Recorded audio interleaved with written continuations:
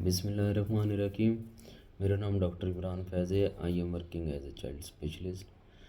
आज का हमारा क्वेश्चन है जो कि अक्सर माएँ हमसे पूछती हैं कि क्या बच्चों को चाय दी जा सकती है, क्योंकि जब भी सर्दियों का मौसम स्टार्ट होता है या अमूमन हमारे यहाँ जब भी घर में चाय बनती है तो बच्चों को जो है फीडर में चाय डाल के पिलाई जाती है। सबसे पहले हम देखेंगे कि चाय की कंपोजिशन क्या है। जब हम कंपोजिशन देखते हैं तो उसके अंदर एक एलिमेंट कैफ़ीन पाया जाता है।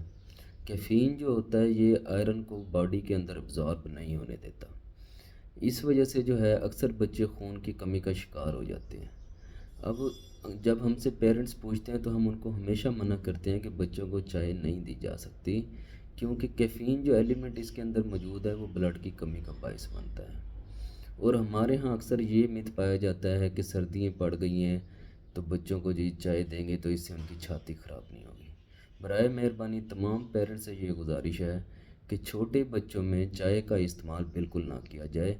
इससे बच्चों के अंदर अनीमिया डेवलप होता है और फिर बच्चों को खून लगाना पड़ जाता है। दूध की हद तक रखना होता है छोटे बच्चों को, क्योंकि मिल्क ही है जो उनकी ग्रोथ को बेटर करता है, लेकिन चाय जो होती है वो बच्चे की ग्रोथ को रोक देती है, ब्लड की कमी की वजह बनती है। इस वजह से बराए मेहरबानी सिर्फ बच्चों में दूध का इस्तेमाल करें, चाय वगैरह इस्तेमाल ना करें। शुक्रिया।